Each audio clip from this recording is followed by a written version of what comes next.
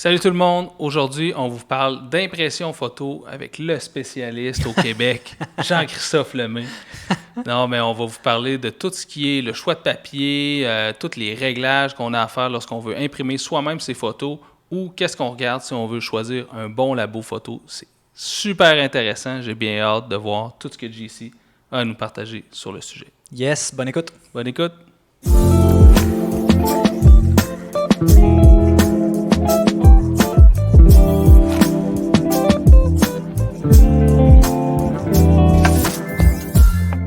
Fait que toi, JC, l'impression, c'est pas mal la majorité de ton travail, en fait, Ouais. de photographe. Oui, tout à fait. Ben, ça l'est devenu avec les années, là, mais vraiment, c'est ça que je fais le plus au-delà de prendre des photos. Ouais. Mais d'un point de vue, mettons, plus commerce, c'est vraiment imprimer mes photos qui. Ça fait-tu longtemps, justement, que tu imprimes tes shots, même avant de devenir peut-être photographe à temps plein? Ouais. T'en faisais-tu un peu? Oui, oui, tout à fait. Je pense que dans les premières photos qui ont été prises dans les premières années de photos, j'ai déjà commencé à en imprimer. C'est pas moi qui le faisais. C'était un laboratoire qu'il y avait ici dans mon coin. Puis j'ai testé comme tout le monde. Je voulais voir imprimer qu'est-ce que ça donnait. Puis j'en ai vendu quelques-unes aussi avant que ça devienne ma job à temps plein. Fait que ça fait quand même plusieurs années, plus que 5, là, certains que j'ai essayé d'imprimer des photos au moins. Là. Puis, qu'est-ce que tu trouves que l'impression de photo apporte à ton... Ben là, oui, c'est une source de revenus, mais pourquoi tu as eu la première idée d'imprimer tes photos? Puis qu'est-ce que tu trouves que ça apporte à ton travail? Ouais. C'est une bonne question. Puis je dis la même réponse à tout le monde, mais pour moi, imprimer la photo, c'est comme boucler la boucle de tous les efforts qu'on a mis sur le terrain, tout le travail, puis de le voir imprimer en grand format, c'est complètement une autre vision que de regarder sur nos téléphones ou sur notre écran. Il y a tellement de choses qui entrent en ligne de compte dans un print, dans une belle impression, que c'est vraiment la satisfaction d'avoir pris la photo, trouver le spot, prendre la photo, l'éditer, l'imprimer, l'encadrer, puis là, j'ai comme fait le cercle au complet, puis c'est comme une belle satisfaction. Là. Manière de faire vivre ta photo, puis Vraiment. de prendre quelque chose de physique, de le transformer en numérique, puis de le ramener à quelque chose de physique. Exact. Il y a quand même un feeling différent de regarder une image sur un téléphone, puis de la regarder en print, même si c'est un petit print aussi. Tu sais, c'est de la taille d'un iPad ou whatever. Il y a quelque chose de spécial aussi. Puis tu sais, la lumière se comporte pas de la même manière aussi, parce que là, tu sens que c'est organique aussi, tu sais, selon l'angle de la lumière ou la quantité de lumière que tu as sur ton print, ça fait une différence, tandis que sur un téléphone, c'est le téléphone qui émet la lumière. On dirait qu'il y a quelque chose, c'est ça, de plus organique à tenir la photo dans tes mains. Puis il doit y avoir aussi, ben, moi j'en ai pris, mais pas tant que ça, mais quand même ça doit être un feeling spécial aussi de voir ta photo sur un mur ou sur un grand print. Il doit y avoir de quoi quand même de... Ouais. Surtout que je trouve qu'il y a vraiment, vraiment des photos précises que quand on les regarde sur une petite surface ou un écran, c'est vraiment, vraiment pas le même feeling ou la même texture que sur un beau papier, mettons, mat ou lustré ou satiné. Puis il y a une photo qui me vient en tête rapidement, c'est comme les ombrages de caribou, justement. Tu regardes ça, c'est comme des caribous qui traversent un lac, on voit juste les ombres, puis le lac est vraiment texturé. Puis cette photo-là, dans la galerie en 32-40 ou sur un écran de téléphone, c'est comme... On dirait que c'est deux photos différentes. Oui, parce que le grain du papier ou la texture va venir accentuer justement les textures de la photo. Ou, moi, je trouvais que ça fonctionnait assez bien aussi avec les noirs et blancs. Ouais. C'est un papier qui est très texturé, qui est quasiment en coton. Ouais. Ça fait vraiment sortir les pas le contraste, mais justement la texture de ta photo. Toujours. Puis il y a tout ce volet-là aussi qu'on va un peu parler un petit peu plus tard aussi, mais de sélection du papier aussi. C'est quand même... ça reste un processus qui est quand même complexe là, d'imprimer ses photos. Oui, malgré tout, il y a quand même pas mal d'étapes, pas à respecter, mais des étapes standards, je dirais, du traitement du fichier jusqu'à l'impression.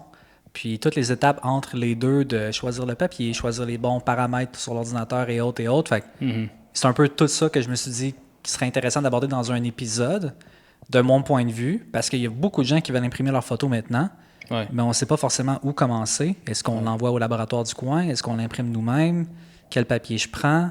Comment à faire pour avoir les bonnes couleurs? Fait qu'il y a comme... Il y a beaucoup, beaucoup de volets à cette question-là. Puis tu sais, l'impression de photo, c'est-tu un peu comme, justement, la photo, prendre les photos? Il y a plusieurs méthodes, j'imagine, plusieurs manières de faire, plusieurs façons de procéder. Ouais. C'est ça, il n'y a pas juste une voie que tu suis pour imprimer des photos. Tout ce qui t'est propre à toi marche pour toi, puis peut-être pas pour d'autres aussi. Non, exact. Puis il y a surtout beaucoup, beaucoup de choix. Puis ça, j'en parlerai un peu plus tard quand on viendra à la partie d'imprimer les photos soi-même. Mais il y a beaucoup de choix de papier, beaucoup de choix d'une tonne de trucs. Mais il y a quand même des étapes de base que, selon moi, tout le monde répète. Puis ça permet de se rapprocher du résultat qu'on souhaite avoir. Là. Super.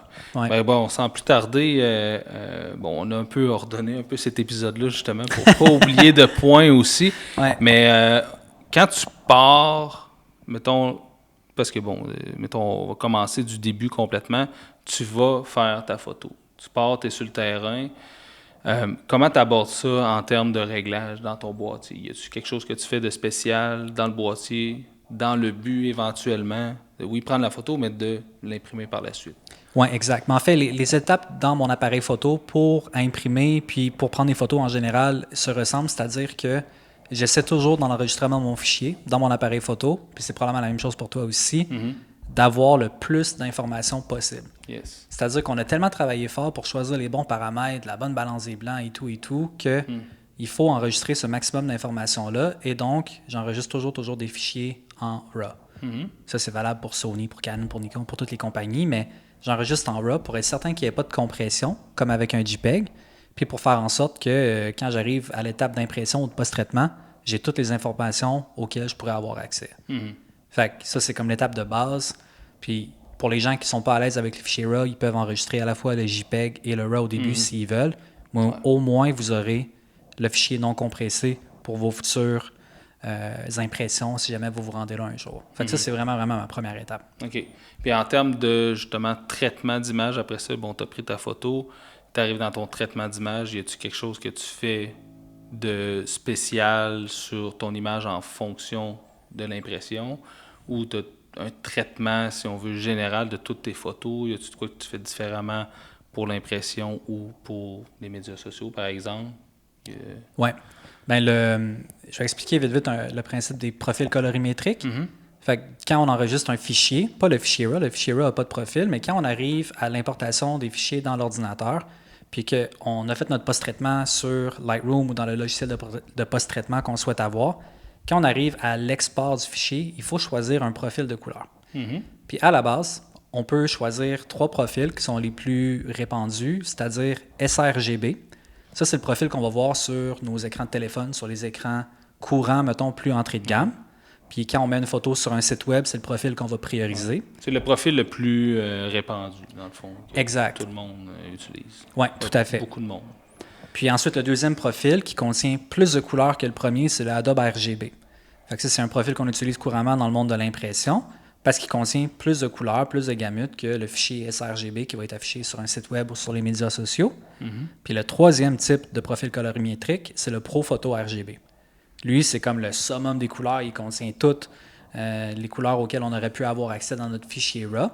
Fait que quand j'exporte mon fichier, je vais essayer de prioriser un Pro Photo RGB parce que c'est lui qui contient, encore une fois, le plus de couleurs. Je sais pas si tu fais un peu la même chose aussi. Ben, tu sais, moi, je fais pour juste comme être sûr que tout le monde comprenne bien c'est quoi un profil colorimétrique. Moi, souvent, je vais comparer ça à des langues. Tu as des langues qui ont, mettons, 10 000 mots, puis que tout le monde parle. Tu as des langues qui ont 1 million de mots, qui sont beaucoup plus complètes, mais que tu as juste 1% de la population qui parle. Fait comme ça, tu sais, comme pour les médias sociaux, on va utiliser le profil colorimétrique, justement, que tout le monde utilise, que tout le monde est capable de lire, le sRGB.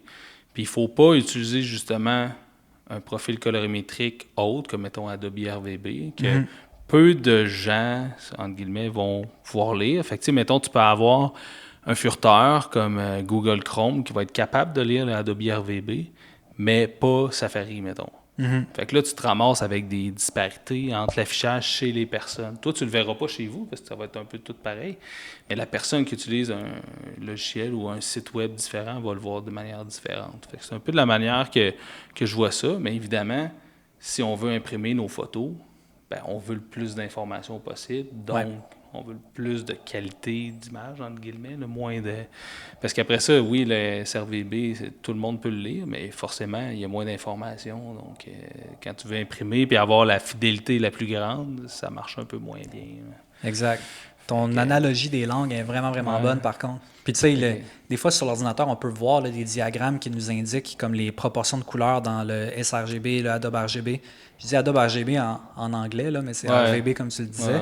Puis le Pro Photo, puis tu vois vraiment que la gamme de couleurs est est vraiment exponentielle entre les 3 profils. Fait que ça, c'est un truc qui est vraiment important à démystifier, puis qui va avoir une importance majeure aussi dans les impressions. Fait que, recap vite déjà pour pas perdre trop le monde, là, mais j'importe mes fichiers dans Lightroom. C'est des fichiers RAW. Je fais le post-traitement que je souhaite faire, c'est-à-dire que si j'ai un topaz denoise à faire ou augmenter ma netteté, des modifications dans Photoshop, je fais toujours tout ça à partir de mon fichier RAW.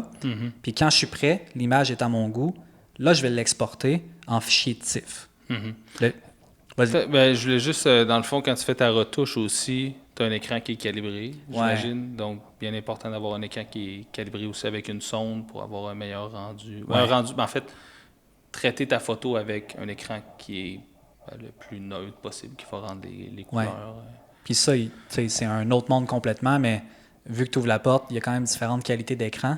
Puis il y a des écrans qui vont afficher juste en sRGB, il y en a d'autres qui vont afficher les couleurs en Adobe RGB. Pro Photo, moi, j'ai jamais vu ça. Mais Adobe RGB, oui. Fait que selon l'écran que vous avez, les couleurs peuvent varier, mais un bon calibrage, c'est super important, en effet. Fait que là, tu allais parler justement de l'exportation après ça de ton fichier. Une fois que ton fichier est retouché, donc c'est ça, tu as terminé ta retouche et tout ça, donc tu exportes ton fichier pour l'impression. Oui, exact. Si, mettons, j'oublie que je veux le publier sur Instagram puis sur Facebook, je me concentre vraiment sur le volet impression, je vais exporter en fichier TIFF parce que c'est un format de fichier qui n'a pas de compression. Fait qu'encore une fois, je garde toute l'information pour laquelle j'ai travaillé dans mon fichier, je ne compresse rien, je ne parle pas de détails, je ne parle pas de couleurs, puis je l'exporte ensuite vers Photoshop ou Epson Print Layout ou peu importe le logiciel que j'ai le goût d'utiliser pour pouvoir faire mon impression. Fait que là, je suis vraiment rendu à l'étape de mon fichier il est prêt pour printer. OK.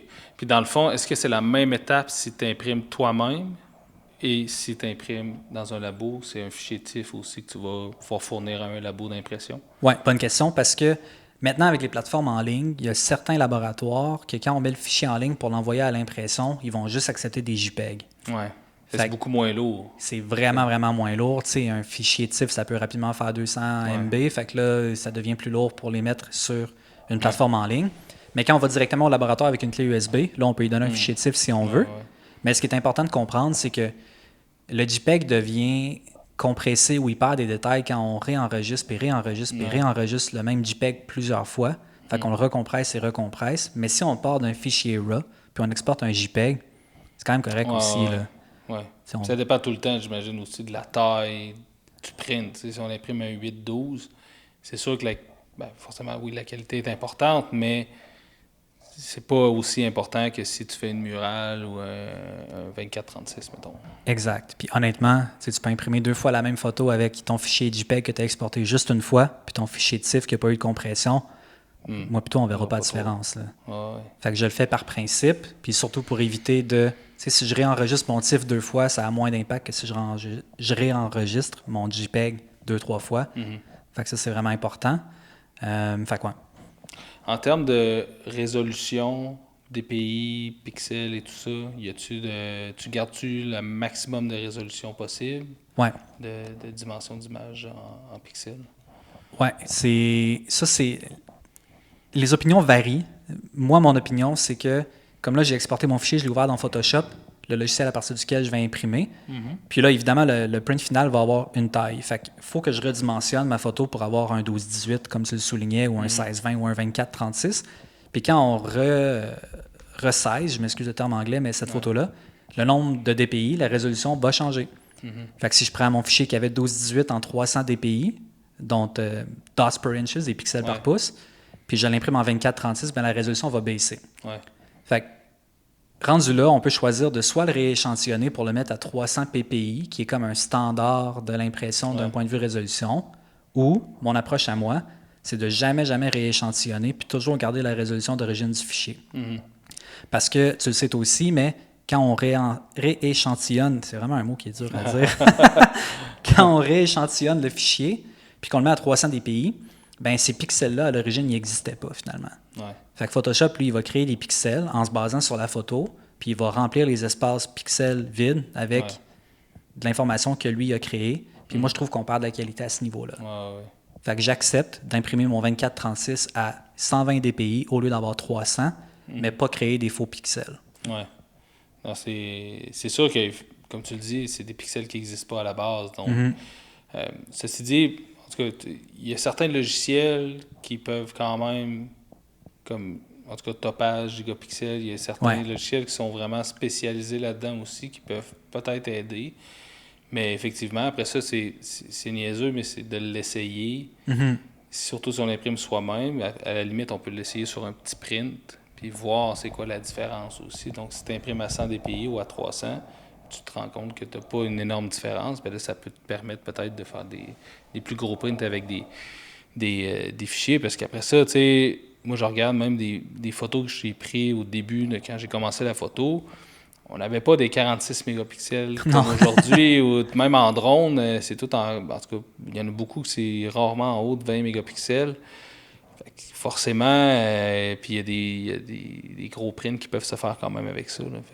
Oui, puis, tu sais, quand on regarde, mettons, les appareils photo, je prends l'exemple de Canon, mais il y a des appareils photo flagship qui ont des résolutions de 20, 21, 24 mégapixels. OK, maintenant, peut-être un peu moins qu'avant, mais reste que la résolution, c'est une chose, mais on peut imprimer des 32-40 encadrés avec un 24 mégapixels.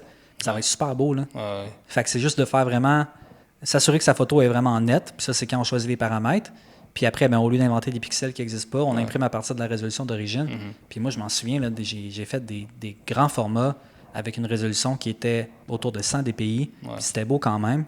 D'autant plus que quand les photos sont vraiment imprimées en grand, on les regarde de plus loin. Exact. Je me rappelle pas qui disait justement pour faire comme un billboard sur le bord de l'autoroute, tu avais besoin de comme 3 ou 4 mégapixels. Tu sais, mais c'est vrai, je veux dire, tu vas toujours la regarder à comme 50 mètres. Ben oui.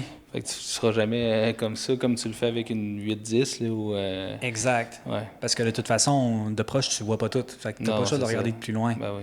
Fait qu'il y a comme la fausse croyance que ça nous prend tout le temps un 300 dpi. Moi, je suis pas tant de cet avis-là. Je dis pas que c'est pas une bonne méthode de tout le temps rééchantillonner. Puis ça se peut qu'avec les logiciels maintenant, ça fait des bons résultats. Mais moi, mon approche, c'est quand j'exporte mon fichier dans la taille que je veux l'imprimer, il va avoir la résolution du fichier d'origine. Puis maintenant, de toute façon, avec l'exemple, mon Canon R5, la résolution est quasiment tout le temps élevée malgré tout. Fait que j'ai pas trop de problème à ce niveau-là. Mais comme on en parlait justement un peu au début, il y a plusieurs méthodes de fonctionner aussi. Il n'y a pas un peu comme nos réglages et tout ça. Pendant qu'on parle d'exportation, est-ce que tu signes tes photos à l'exportation? Tu les signes à la main et à l'après? Comment tu fonctionnes avec ça? Oui, exact. Mais c'est pas tout le monde qui signe les photos. Moi, je le fais, mais la plupart du temps, je vais mettre la signature sur le contour blanc. OK. Fait que quand je fais un print, exemple, un 16-20, il va avoir 0.75 pouces tout le tour de contour blanc que je crée dans le fichier. Puis après ça, en bas à droite, je vais mettre ma signature de façon électronique parce que j'ai écrit comme un enfant de 4 ans. Fait que je le fais toujours de façon électronique. Puis quand il n'y a pas de contour blanc, je le mets direct sur la photo aussi. Ça m'est arrivé d'en signer à la main, mais c'est vraiment, vraiment plus rare. Je le fais juste quand les gens le demandent. Mais je prépare tout ça dans Photoshop avant de l'imprimer. Ah ouais. Si je peux me permettre une petite anecdote de signature, là, mais j'ai déjà quelqu'un qui m'avait demandé, m'avait acheté un calendrier, m'avait demandé de le signer, puis je ne peux pas croire que je vais compter ça, là, mais j'ai signé à l'arrière, puis la personne a pensé que je testais le crayon. Pour ça, tu sais, mais en fait, c'était ma signature. Ah non! Bref, on a eu un petit malaise à ce moment-là, mais bref, fait que moi aussi, je mets pas ma propre signature. Il y a toujours des gens qui vont le demander quand même, mais moi je le dis avant de le faire, de genre, hey, tu sais. Ou genre caché en arrière. Ouais. Ou comme les livres à l'intérieur, mettons, je vais dire, hey, je vais te dédicacer, ça me fait plaisir, mais j'écris vraiment très, très mal. Non, c'est ça. Fait que là, la glace est brisée, puis c'est correct, mais ça me fait vraiment rire ton truc. J'aurais dû prévenir à l'avance que... Fait que c'est bon. Fait que là, on a exporté, t'as exporté ton fichier en TIFF, t'es prêt à soit l'imprimer toi-même ou aller au labo. Ouais. Qu'est-ce que tu recommandes justement à quelqu'un qui veut imprimer ses photos? Est-ce que tu lui recommandes de s'équiper puis d'imprimer lui-même ou de choisir un labo, puis si oui, comment choisir un labo? Ouais. Ça, c'est la partie à laquelle je n'aurai pas de choix définitif. C'est-à-dire que pour moi, mes besoins d'imprimer moi-même sont vraiment remplis. C'est-à-dire que, la région dans laquelle j'habite n'a pas 900 options d'impression. Ouais. Je voulais absolument que ce soit fait régional, que ce soit fait à Rimouski. Je prends mes photos ici, c'est imprimé ici, c'est encadré ici, c'est shippé ici. Puis ça me tient à cœur. Fait que de le faire imprimer à Montréal puis de le reshipper à Montréal après, je trouvais ça aberrant. Tout ça pour dire que moi, je me suis équipé, mais ça ne veut pas dire que tout le monde devrait s'équiper. Ouais. C'est-à-dire que au fil des ans, j'ai été comme poussé à m'acheter une petite imprimante parce que je trouvais que les délais du laboratoire qu'on avait ici étaient trop longs. Puis c'était pas exactement la qualité que je voulais avoir. Fait que quand j'ai eu ce constat-là, j'ai acheté une petite imprimante qui m'a coûté 1500, qui s'appelle une Epson P800. Je m'en sers encore presque tous les jours. Mais si le laboratoire avait convenu à mes besoins pendant toutes ces années-là, puis qu'il y avait le papier que je voulais, puis le résultat que je voulais, est-ce que je me serais équipé? Peut-être pas. Fait que c'est pour ça que des fois, ça peut valoir la peine d'essayer de trouver un laboratoire en première étape, un bon lab photo avec du monde super fiable, qui connaissent leurs affaires, qui ont des bons papiers, des bons prix, puis que le résultat est vraiment à la hauteur de nos attentes. S'il y a quelqu'un d'autre pour le faire nous-mêmes, souvent, mon thinking, ça va être à chacun son métier, puis lui, il le fait bien, fait que pourquoi ce serait pas lui qui le ferait? Ouais. Parce qu'il y a tout un processus d'apprentissage aussi. Ouais. Tu sais, on apprend à faire de la photo, on apprend les réglages et tout, mais c'est la même chose pour l'impression. Ben oui. C'est super complexe aussi. Là, on va en parler plus loin, mais il y a beaucoup d'étapes pour être capable d'arriver à un bon résultat. Là. Ça n'arrive pas pif-paf comme ça. Oui. Puis tu sais, au-delà de la qualité puis du résultat qu'on veut avoir, il y a une question de volume aussi. Ça va être rentable pour moi de mettre 2000 ou 10 000 même sur une imprimante si j'en imprime 3 par année? Probablement pas. Mais si ça roule beaucoup puis qu'il y a beaucoup d'impressions ou que vous souhaitez les faire pour vous, ben, ça peut être à la fois le fun puis aussi rentable d'avoir un certain volume d'impression. Mais mon point dans tout ça, c'est que faites vos recherches dans le coin pour essayer de trouver un laboratoire qui fait vraiment du sens. Si vous le trouvez, essayez comme ça pour débuter. Ça, c'est mon humble opinion. Puis quand vous atteignez un stade où vous vous dites « J'aimerais ça les imprimer moi-même, j'aimerais ça choisir le papier que je veux pour chaque photo, j'en imprime quand même pas mal par année », bien là, on peut peut-être penser à acheter une imprimante puis le faire nous-mêmes. Oui. Mais tu sais, déjà, un bon... Ben, c'est pas tout le temps le cas. Là. Il y a des bons laboratoires qui ont peut-être pas ça, mais quand tu as le choix de certains papiers, au moins, de qualité dans un laboratoire, souvent, c'est quand même que c'est des laboratoires qui sont sérieux. T'sais, quand tu peux choisir des papiers qui valent quand même cher, que tu n'as pas juste l'option lustré, mat, puis avec ou sans bordure, là, mettons. Oui, exact. Genre chez Jean Coutu. Fait que tu sais, souvent, c'est pas nécessairement un gage de qualité, mais c'est au moins que les gens... c'est un peu plus sérieux là, quand même que par rapport à d'autres labs que tu n'as pas ces options-là. Oui, puis encore là, il y a un laboratoire qui peut convenir pour moi, puis il peut ne pas convenir pour un autre être humain. Puis même chose que si j'imprime une photo de famille, là, ça se peut que je l'imprime chez Jean Coutu, puis ça va être bien correct. Exact. Puis si j'imprime un 3240 avec un papier Beaux-Arts d'un lynx que j'ai photographié puis qui m'a pris l'éternité à trouver, ben ça se peut que je prenne un papier qui vaut vraiment plus cher parce que c'est ça que je veux. Fait qu'il faut cibler nos besoins, évaluer les retombées que ça va générer, puis voir le volume, est-ce qu'il est suffisant pour acheter de l'équipement puis choisir des papiers qui coûtent vraiment cher, là, soyons francs, ou juste continuer d'imprimer au laboratoire local. Fait que moi, je ferais vraiment mes recherches puis mes devoirs de trouver un laboratoire, puis quand on a le goût de faire autre chose, ben on fait autre chose. Puis si vous avez les moyens de vous équiper puis vous avez le goût, pas de problème. Mais si c'est vraiment d'un point de vue business, il faut vraiment évaluer si ça vaut la peine ou pas. Parce qu'il y a aussi une bonne partie de l'apprentissage de la photo qui peut se faire à travers l'impression aussi. Vraiment. Moi, je me rappelle, j'ai déjà imprimé en tout cas, bref, quand même assez grand chez nous. Puis le plus grand que je pouvais faire avec mon imprimante. Puis genre, j'avais oublié 2 tâches de capteur. Ben, tu reprends ton print, puis ça vient de te coûter 15$ ou 20$ d'encre puis de papier. Ben, c'est sûr que, tu sais, après ça, ça te force à ne plus faire ces erreurs-là. Fait que, tu sais, il y a tout un volet d'apprentissage même qui va se répercuter dans ta manière de photographier aussi, là, qui je trouve que c'est un processus qui est très intéressant. Mais après ça, effectivement, tu sais, il y a tout le volet des coûts. Tu sais, on se le cachera pas, si on n'en fait pas beaucoup, ça coûte beaucoup plus cher de s'équiper que de juste aller dans un lab faire imprimer ses photos. Oui, puis j'enchaîne sur ce que tu dis en disant que Les imprimantes, quand on les utilise pas, là, les têtes d'impression, là, c'est un volet un peu plus technique, puis je n'élaborerai pas trop, mais quand on n'utilise pas nos imprimantes, les têtes bouchent, ça marche plus. Là. Non, fait que quand on est tout le temps en train de faire des nettoyages, parce que ça fait 1 mois, 2 mois, 3 mois qu'on n'a pas imprimé, il faut que les machines roulent beaucoup. Là. Exact. Fait que ça aussi, c'est important à considérer. Si vous voulez faire une photo que vous imprimez parce que vous l'aimez par mois, et avoir une imprimante, là, c'est peut-être pas le choix numéro 1. Là. Ouais. Donc là, au lieu du laboratoire, on a choisi de s'équiper pour imprimer chez nous. Donc, c'est quoi un peu la démarche quand on veut acheter du matériel pour être capable d'imprimer nos photos à la maison? Oui. Bien, rapidement, on va réaliser qu'il y a plusieurs compagnies qui reviennent régulièrement. Là. Il y a beaucoup de monde qui roule sur soit HP ou Epson. Il y a Canon qui fait des bonnes imprimantes aussi. Fait que moi, je commencerais par cibler quelle taille de photo on veut imprimer.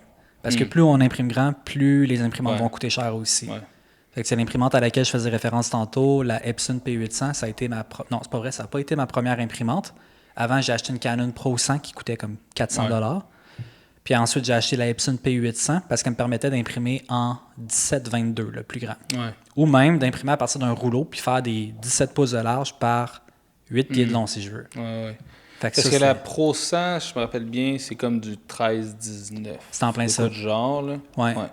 Puis des gens avec qui j'ai discuté, en tout cas, souvent les étapes sont les mêmes. Tu achètes une imprimante qui imprime des 13-19.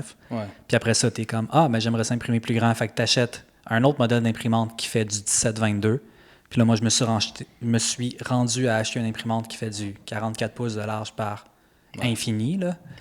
Mais j'ai commencé avec le modèle qui me permettait de faire mes 8-10 puis mes 16-20, 2 formats d'impression que je vends sur la boutique en ligne. Puis déjà, j'étais capable de remplir le 3/4 de mes commandes avec juste cette imprimante-là. Fait que je trouvais que c'était un bon achat pour le volume que ça me générait. Mais si je reviens à ta question, je pense que la première étape, ça va être de trouver ce qui fit dans notre budget, choisir le format d'impression qu'on souhaite faire, puis essayer d'ajuster notre choix d'imprimante en fonction de ça. Parce que il faut quand même dire, comme la Pro, c'est la Pro 100, ou moi je pense que j'ai la Pro 10 à la maison qui vaut comme 600 ou 700 $, puis tu arrives quand même à une belle qualité d'impression. Ben oui. Puis surtout que tu as le choix de ton papier. Puis oui, l'imprimante a un effet sur la qualité d'impression, mais moi, j'ai trouvé que c'était beaucoup le papier aussi qui avait une bonne incidence. Donc, sans aller vers des imprimantes à 1500, 2000, 2500 $, on peut quand même s'équiper de manière assez basique à la maison puis arriver à un résultat qui est correct. Mais donc là, ça, c'est l'impression, mais l'imprimante, il y a tout le volet justement du papier. Du prix du papier puis de l'encre aussi. Oui, c'est ça. C'est vraiment c'est le trio magique. Là. Ça prend de l'encre, ça prend du papier, ça prend une imprimante. Fait que si vous avez trouvé une imprimante qui convient à vos besoins, le prix vous convient aussi. Puis c'est ça que vous avez trouvé une Epson ou une HP ou une Canon. Mais là, après, il faut acheter du papier. Puis même principe que pour les imprimantes, il y a une tonne de compagnies qui en font. Il y en a même encore plus. Fait que si vous avez acheté une imprimante Epson fait du papier de tous les genres imaginables. Canon en fait aussi. Puis il y a d'autres compagnies qui se spécialisent dans juste le papier. Fait qu'il y a une compagnie allemande qui s'appelle Anna Mule, que moi j'utilise, puis qui fait du papier plus Beaux-Arts, qui coûte pas mal plus cher qu'un papier traditionnel. Parce que n'importe qui peut aller dans un centre de papeterie comme Bureau en gros, puis acheter un paquet de 8,5-11, 25 feuilles, ça va coûter 30$, puis ça va être réglé. Mais vous allez aussi avoir les résultats à 30$, qui peuvent être bien corrects, mais il y a moyen d'aller chercher encore mieux. Fait que choisir le papier, c'est malheureusement une partie de essai-erreur au début. Fait que soit on donne le essai-erreur à quelqu'un d'autre, puis on se fie à ce qu'ils nous disent, ou on achète différents types de papier nous-mêmes, puis on l'essaye. Mais ça, j'ai découvert ça assez récemment. Je ne sais pas si toutes les compagnies le font, mais tu peux acheter des packs d'échantillons de plusieurs. Donc, tu as une feuille ou 2 feuilles de chaque type de papier que la compagnie offre, qui sont bien identifiés. Puis tu peux les essayer. Donc, tu imprimes ta même photo sur 4, 5, 6 papiers différents, puis tu vois vraiment le rendu. Bon, après ça t'a coûté comme peut-être 20$. C'est pas si cher. Non plus, aussi, après ça, pour la qualité du papier, tu n'es pas obligé de faire un 24-36. Tu peux faire juste un 8-10, puis c'est bien correct. Mais ça peut être une bonne manière de justement tester différents papiers sans acheter un paquet de chaque, là, mettons, ou une feuille de... Ça se fait comme pas acheter juste une feuille de chaque. Là, donc, Non. ça peut être intéressant à ce niveau-là. Puis, tu sais, au niveau de l'encre, c'est quand même un coût considérable aussi. Ouais. C'est-tu de l'encre? Ben, en tout cas, ça doit dépendre des imprimantes, mais ça existe-tu comme des encres que tu peux remplir toi-même? Tu achètes des cartouches? Ou, Il y a des compagnies qui font des remplissages de cartouches. Il y a moyen, par exemple, de moi, les cartouches que j'ai dans ma P9000 ou dans ma P800, les deux modèles d'Epson, je pourrais les faire remplir à quelque part puis avoir de l'encre qui n'est pas Epson. Ouais. Je me suis pas lancé là-dedans parce que selon moi, puis selon ce que les compagnies disent, puis c'est peut-être aussi pour qu'on achète de l'encre, les meilleurs résultats vont être obtenus avec l'encre de la compagnie de l'imprimante, selon ce qu'ils disent. Est-ce que c'est un tour de passe-passe pour que je leur achète peut-être? Mais j'ai jamais osé, fait que j'achète régulièrement des cartouches d'encre pour mes deux modèles d'imprimante. Puis honnêtement, à chaque fois, j'ai un pincement de cœur parce que pour la P800, c'est tel quel, mais mettons, dans le petit modèle, il y a 9 cartouches, dans les grands modèles, il y en a 12. Ouais. Puis les 12 cartouches, ça peut me coûter 250$ par cartouche. Fait que ça va vite, là. Ça va vite. Ouais. Puis après, bon, on a 6 mois pour les utiliser parce qu'il y a une date de péremption. Ah ouais. Fait que c'est vraiment, c'est ça. C'est pour ça, tantôt, que je soulignais à quel point c'est important d'évaluer si ça vaut la peine ou pas d'acheter de l'équipement parce que faut que ça roule. Ça coûte vraiment, vraiment cher.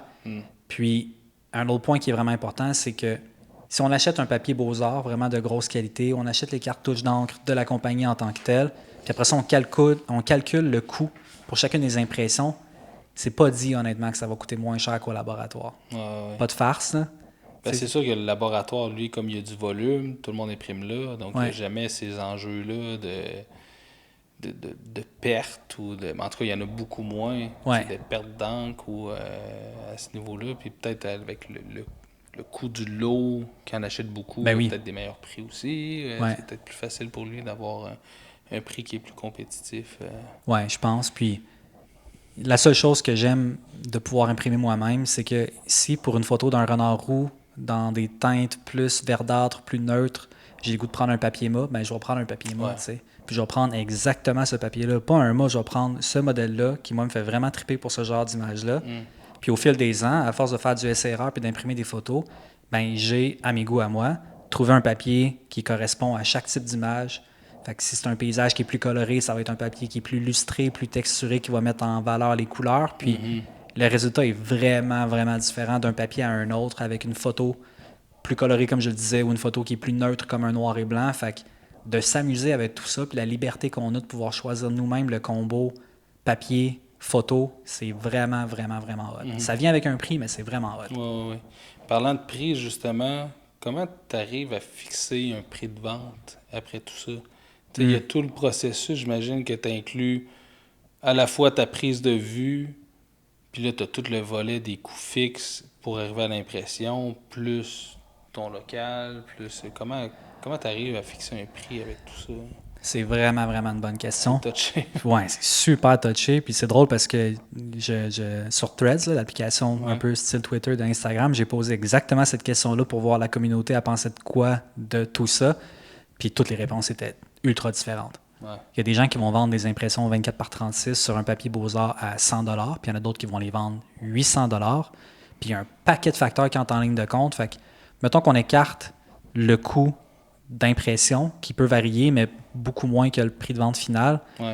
Puis on met ça de côté. Bien après, il y a l'expérience du photographe. Malheureusement, mine de rien, un peu aussi sa réputation. Il y a la demande. S'il y a quelqu'un qui vend 2 impressions par année, ben, il ne va probablement pas les vendre au même prix que la personne qui en vend plusieurs parce qu'il y a une question d'offre et demande. Pas tout le temps, mais quand même un peu.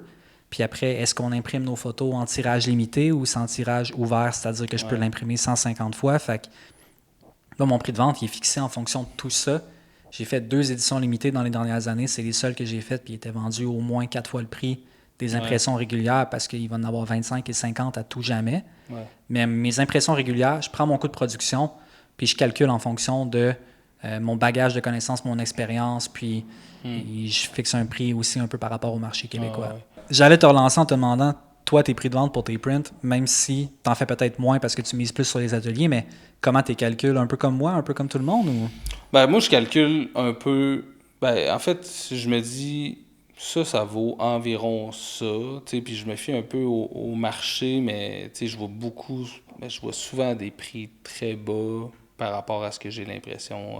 Ouais. Puis tu sais, il y a beaucoup, tu sais, puis moi, je vois pas nécessairement ça, mettons, une photo vaudrait plus cher que l'autre, tu sais, parce que, mettons, c'est sûr qu'une photo que je prends sur le bord de la route ou peu importe, tu sais, peut-être moins, j'ai passé moins de temps à vouloir faire cette photo-là qu'une photo qui m'a pris 2 semaines à faire. Ouais. Je vois ça plus dans un ensemble que, ben, écoute, cette année, ça m'a pris 300 jours de photos pour réaliser 300 photos. Fait qu'en tout cas, bref.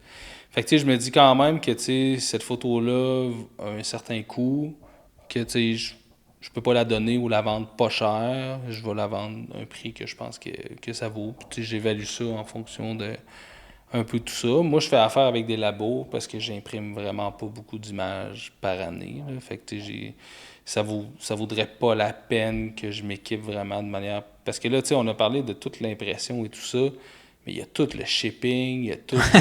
Puis, tu sais, le shipping, c'est tough au Québec, là, puis au Canada en général, je pense. Là, mais... Fait que, tu sais, il y a tout ce volet-là que... Puis, tu sais, moi, je suis beaucoup sur le terrain. Fait que, tu sais, des fois, je peux être parti pendant 3 semaines. Puis là, mettons, je reçois une commande de print. Ben là, tu sais, ça va prendre 1 mois et demi avant que mon client la reçoive chez eux. Je comprends. Je voulais pas nécessairement avoir à faire subir ça ou à faire ça avec mes clients. Fait que c'est pour ça que je fais beaucoup d'impressions en labo. Fait que c'est ça. Mais tu sais, j'évalue un coût que je pense que c'est ça que ça vaut. Puis... ouais. Fait que toi, ton approche, mettons, pour les impressions, c'est plus, t'envoies le fichier au laboratoire, puis le laboratoire s'occupe de tout le reste. Oui, exact. Jusque chez le client. Une espèce de dropshipping, là, dans le fond, tu sais, qui va s'occuper de l'impression. Ben, bon, après ça, j'ai pas choisi n'importe quel labo aussi. Là, non, c'est ça. Mais il va s'occuper de l'impression, du shipping, puis comme c'est quasiment lui qui fait le service après-vente, là, parce que c'est vraiment dans sa cour. Fait que c'est beaucoup plus simple pour moi aussi. Ça me permet d'être plus souvent sur le terrain et de ne pas avoir à me casser la tête avec ça. Là. Fait que c'est une autre manière, mais tu sais, moi, c'est une infime partie de mon travail aussi.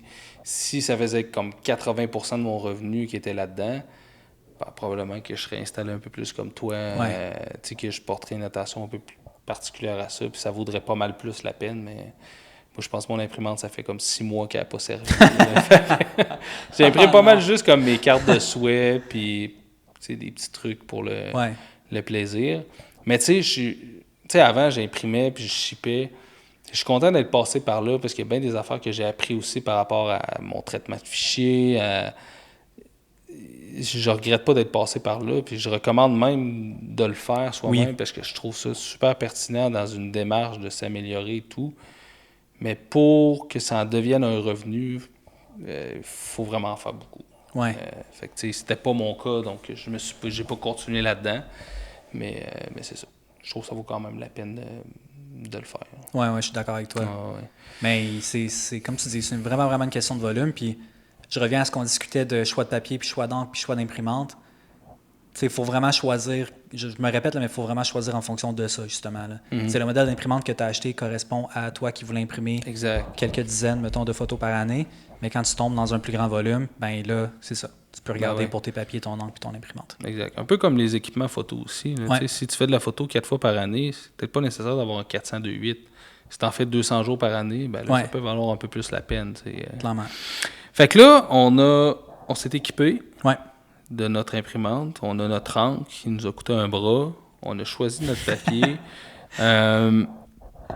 C'est quoi la suite? Là? Comment on connecte notre fichier puis qu'on met ça dans notre imprimante puis qu'on a notre photo imprimée? Oui. C'est probablement l'étape la plus technique. Parce que c'est là qu'il faut choisir les paramètres pour que ce qu'on voit sur notre écran calibré, puis tout le travail qu'on a mis en post-traitement pour les couleurs et autres, ben, il faut qu'il se transpose sur le papier maintenant. Puis ça arrive régulièrement, puis ça m'est arrivé bien trop souvent au début aussi. Tu regardes sur ton écran, tu imprimes ta photo, puis ce qui sort, pas les mêmes couleurs pantoute. Puis il n'y a rien de plus décevant, puis tu ne veux pas envoyer ça à tes clients non plus parce qu'ils vont avoir la même réaction que toi. C'est pas les bonnes couleurs. Fait que la première chose, c'est que j'ouvre mon fichier dans Photoshop, puis ensuite de ça, ce qui est important de comprendre, c'est que pour tous les papiers que vous allez choisir, peu importe la compagnie qui se respecte, ils vont vous fournir généralement un PDF dans lequel ils vous indiquent tous les paramètres à sélectionner dans votre logiciel d'impression pour arriver au résultat optimal avec ce papier-là. Ben, en fait, c'est dans leur intérêt que que tu sois satisfait de ton impression, sinon tu ne voudras pas racheter ce papier-là. Ben oui.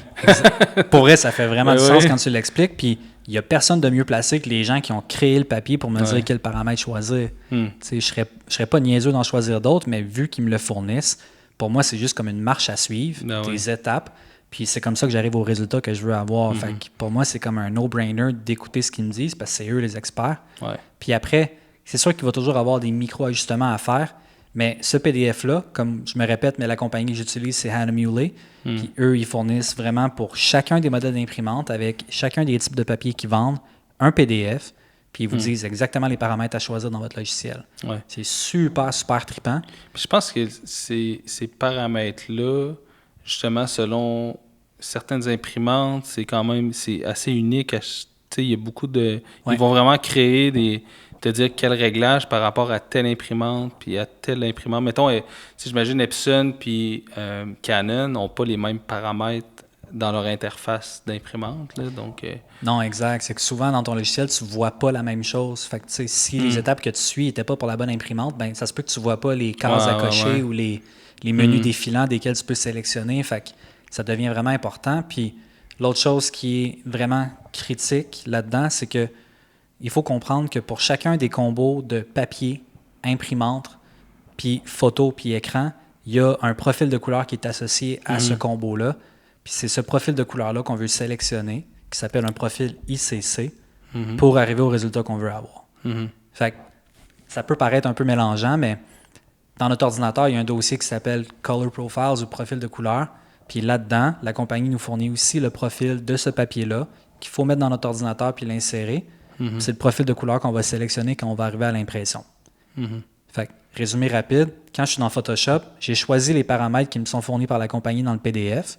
Puis ensuite, dans choix du profil de couleur, il y a deux options généralement.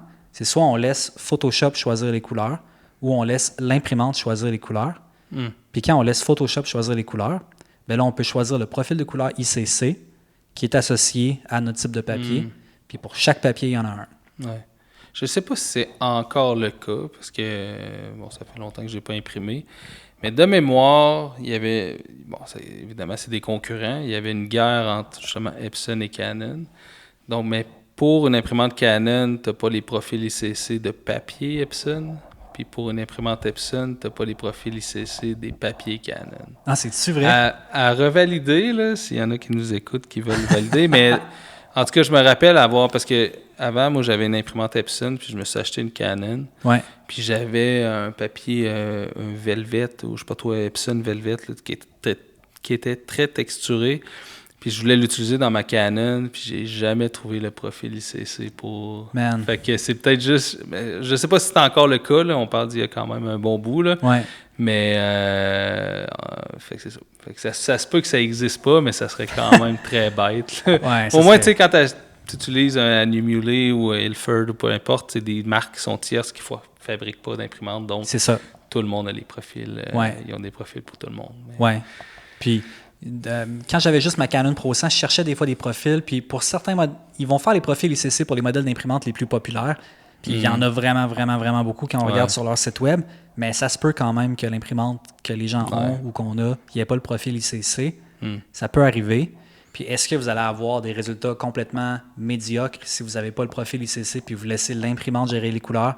Pas forcément. Ça peut se faire quand même.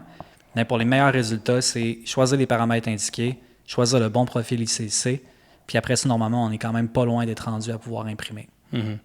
Fait que là, on a rentré nos paramètres d'imprimante, notre profil ICC. On a fait 2-3 ajustements au besoin si besoin. Puis ensuite, on imprime. Y a-tu... après ça, on a le papier dans nos mains. Y a-tu d'autres étapes où on fait juste comme admirer la photographie? Admirer, c'est la première étape. On s'assure que les détails sont bons. Moi, j'ai une genre de... C'est peut-être trop, encore une fois, là, mais j'ai une genre de micro-loupe qui me permet de vraiment aller voir les détails en x10, là, de regarder avec beaucoup de précision si, justement, la netteté est bonne et autres, surtout pour les grands prints. Fait que je fais ça, puis après, il faut laisser sécher idéalement. 24 heures, c'est pas mal le minimum pour presque toutes les impressions. Il y a des papiers qui peuvent prendre plus de temps. En fait, quand le papier sort de l'imprimante, quand on y touche, c'est correct. Mais le processus de l'encre qui pénètre dans le papier, qui varie d'un papier à un autre, il y a des gaz qui sont expulsés. Fait que si, exemple, j'imprime mon papier, je le mets sur ma table, puis immédiatement, je le mets dans un cadre vitré, mais les cadres qui sont expulsés de l'encre qui s'évapore puis qui rentre dans le papier vont peut-être provoquer de la buée dans le cadre. Ah ouais. Ouais. Fait que ça, je l'ai appris avec le temps. Puis c'est vraiment, vraiment important parce que le temps de séchage de 24 heures, c'est le minimum à respecter. Puis même s'il y a quelqu'un qui rentre dans votre boutique puis qui veut passer avec un print dans 1 heure, idéalement, c'est 24 heures. Ah ouais. Ouais. Intéressant. Quand même. Puis quand tu les manipules, as-tu des gants? Parce que j'imagine que le sébum sur les doigts, c'est peut-être mieux de... Ouais. Des gants tout le temps. Après, tu sais, oui, là, des fois, je vais en prendre des impressions. Je n'aurai pas mes gants, je vais les prendre par les coins. Mais tu touches pas, c'est ça. Tu touches pas le print en soi. Je touche pas le print en tant que tel. Puis, rendu à un certain point, moi, après avoir imprimé, je mets un genre de vaporisateur qui protège encore plus des rayons UV, puis des poussières, puis des égratignures. Fait que quand il y a ce spray-là sur le print, après, je suis quand même assez à l'aise de mettre mes doigts dessus. Je fais pas exprès, là. Ça sert à rien, mais il devient vraiment moins fragile que quand il sort de l'imprimante. Fait que ça, c'est moins pire. Puis une autre chose qui est vraiment importante, dans un monde idéal, si vous faites comme 20 impressions en fil, on les empile pas trop. Ouais. Ça va sécher vraiment moins vite. Comme tu dis, en plus, si tu veux laisser évaporer les gaz et tout. Exact. Mais c'est sûr qu'à un moment donné, on finit par manquer d'espace. Fait que quand moi j'ai plus de place, mettons, dans l'atelier pour les mettre, je vais mettre une impression, une feuille de papier blanche, une impression, une feuille de papier blanche, puis c'est le papier blanc qui absorbe le gaz. Fait que, en tout cas, plein de petits trucs comme ça qui se développent avec les années, là. Mais c'est un monde qui est vraiment, vraiment trippant, mais qui demande un peu plus d'essais-erreurs, puis d'un petit peu de recherche, puis de devoir à faire. Là. Non, exact. Ben, c'est un peu, tu sais, on n'a pas tant connu ça, en tout cas pas moi, mais tout le monde du film. Ouais. Tu sais, où fallait que t'attendes, puis mais tu sais, c'est un peu la même chose aussi avec l'impression. Tu sais, t'as comme... t'as tout le volet de pas exactement savoir si ça va être correct quand t'imprimes, mais quand tu la vois sortir, puis là, tu te rends compte que t'as comme gaffé un peu sur les couleurs, tout ça, puis tu vois juste comme 10 cm, puis là, tu fais, je vais-tu faire cancel, puis le recommencer, je perds ma feuille, mais bon... il y a cet aspect-là aussi de pas le savoir, puis prendre le guess un peu que ça marche bien. Là. Ouais, c'est pour ça que peut-être au début, je te coupe, mais de pas forcément acheter les papiers à 300$ le paquet dès le départ, mettons, puis de juste vraiment roder la machine d'impression puis de nos capacités avant de payer vraiment cher pour des papiers. Puis ça se peut là, qu'on scrape 2-3 feuilles au début, c'est comme ça fait partie du métier, mais à un moment donné, on est comme dans une routine de... on y pense même plus, là, tout se fait tout seul, puis c'est précis. Fait que... Nice, fait qu'on a fait pas mal le tour du processus. On avait une question, entre autres, qu'on n'a pas couvert dans notre Q&A, puis qui était en lien avec l'impression question d'Éric qui disait « Quand j'utilise de bons profils de papier, le résultat, surtout les couleurs, correspondait pas à ce qu'il voyait à l'écran. Par contre, sans le vrai profil de papier, tout est correct. C'est quoi vos trucs et recommandations pour un bon usage papier, profil, imprimante? Ça, tu en as pas mal parlé.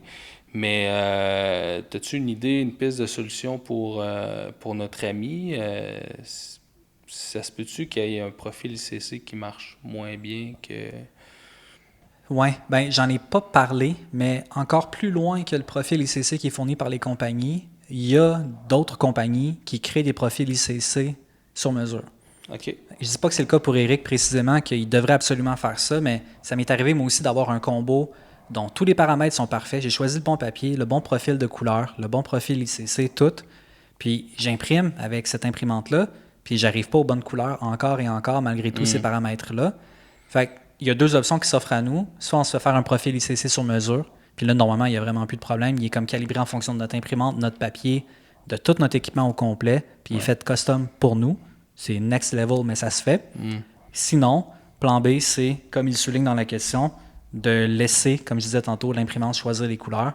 Puis pas de farce. 75% du temps, ça va faire des bons résultats quand même. Puis on va se rapprocher des couleurs qui sont vraies. Fait que, à part les étapes que j'avais déjà un peu expliquées dans la partie 5 de choisir les bons paramètres, le bon profil ICC, ce qui semble déjà tout connaître de toute façon, c'est d'essayer soit se faire un profil ICC sur mesure ou, c'est niaiseux, là, mais des fois, c'est une affaire dans les paramètres suggérés dans le PDF qui va tout péter à patente. Fait que revérifier, revérifier que tout est vraiment correct. Puis, ce serait pas mal ça. Ben, tu sais, si je peux, une ou deux pistes de solutions aussi, ben là, il parlait beaucoup... Ben, en fait, il parle du profil qu'il avait mis, le bon profil de papier. Peut-être que les réglages étaient peut-être pas les bons du PDF, justement. Ouais. Donc, ça se peut que c'est peut-être là que ça accrochait. Après ça, j'ai parlé un peu tantôt aussi, mais tu sais, quand on regarde une photo sur un écran, quand on retouche notre photo, c'est l'écran qui émet la lumière. Mm-hmm. Une photo qu'on regarde qui est imprimée, ça réfléchit la lumière. Fait que des fois, moi, ça m'est déjà arrivé des gens, justement, qui imprimaient à la maison, puis chez qui je donnais des formations, qui me disaient « ça sort pas comme sur mon écran ». C'est sûr que souvent, nos écrans sont des fois un peu trop lumineux par rapport à l'éclairage de la pièce aussi. Des fois, on a tendance à trop baisser un peu l'exposition de nos photos parce que nos écrans sont trop lumineux. Puis aussi, parfois, quand on fait de l'impression, c'est que nos photos, en fait, qui sont imprimées, ne sont pas assez éclairées. Donc, il faut les regarder vraiment avec un bel éclairage parce que forcément, si tu es dans un endroit qui est sombre, ta photo elle va avoir l'air sombre. Fait que si ton éclairage n'est pas adéquat sur ta photo, ça se peut que ça n'ait pas l'air d'être sur pareil que sur ton écran de retouche. Fait que c'est peut-être les deux pistes de règlement que je proposerais à Eric de moins regarder ça. Puis après ça, ben, comme tu dis, de l'essayer. Si ça marche bien, en fait, avec la désactivation du profil ICC, ben, si ça marche, puis on y va avec ça. Là. Si c'est vraiment le même résultat, ben fine, ça marche. Puis, oui, tout à fait. Moi, il y a un rouleau de papier précisément que j'ai jamais réussi avec tous les profils et autres. En fait, j'ai jamais réussi à trouver le profil ICC de ce papier-là précisément. Un papier plus poster. Fait que je laisse l'imprimante gérer les couleurs, puis c'est comme ça que j'ai les meilleurs résultats. C'est bien correct aussi, là. Ouais. Je fais-tu un petit recap vraiment, vraiment rapide de toutes les étapes? Allez. OK. Bon. Fait qu'étape 1, fichier RAW. Quand même important pour avoir toutes les informations. Après ça, étape 2, j'importe mes photos dans Catalogue Lightroom. Je fais tout mon post-traitement, mes retouches et autres. J'exporte en TIFF. En TIFF, en Adobe RGB ou en Pro Photo RGB. Puis ce que je n'ai pas souligné tantôt, puis qui est vraiment important, chacune des imprimantes, dans les paramètres qui nous sont suggérés, pas les paramètres, mais plus les specs, ils nous disent l'imprimante, elle peut imprimer du Pro Photo, du Adobe RGB ou du sRGB seulement. Fait que si ton imprimante, elle n'imprime pas du Adobe RGB, tu n'as pas besoin d'exporter du Adobe RGB. Fait que ma grosse imprimante, elle imprime du Pro Photo. Fait que j'essaie d'avoir des fichiers avec du Pro Photo le plus possible. Parce que même si mon écran ne l'affiche pas, mon imprimante, elle peut l'imprimer. Bon. Puis si je fais une autre parenthèse, après ta parenthèse, mais si vous imprimez en labo, appelez au labo pour, ben là, à moins que ce soit sur un site web, mais demandez-leur c'est quoi le profil qu'ils ont besoin. Souvent, ils vont dire Adobe RVB, ils vont dire sRVB, c'est en masse, ou ProPhoto. Fait comme ça, ben, il est sûr de ne pas avoir d'erreur, puis tu fournis le bon type de fichier. C'est un bon point, vraiment. Fait que j'ai exporté mon fichier en TIFF non compressé, je l'ouvre dans Photoshop, je le mets de la grandeur que j'ai besoin sans rééchantillonner. Fait que si c'est un 24-36 qui finit à 120 dpi, ça va être un 24-36 à 120 dpi. Je mets ma signature, mon contour blanc. Ensuite, je choisis les paramètres qui m'ont été suggérés par la compagnie dans un PDF. Je choisis tout. L'épaisseur du papier, le type de papier, le type d'encre, tout ce qu'ils me disent de changer, je le change. Je mets le bon profil ICC ou, au besoin, je laisse l'imprimante gérer les couleurs. J'imprime ça, je laisse sécher 24 heures. Bingo. Good to go. Good to go. Nice. Yes. Bon, ben super. Fait que ça fait pas mal le wrap-up de cet épisode sur l'impression. Évidemment, si les gens ont des commentaires qui veulent nous partager leurs propres expériences avec l'impression par rapport à leur cheminement, c'est toujours grandement apprécié de les entendre. Ouais. Donc, ben, on se voit dans un prochain épisode parler encore de cette belle passion qui est de la photo. Merci pour l'entrevue. Yes.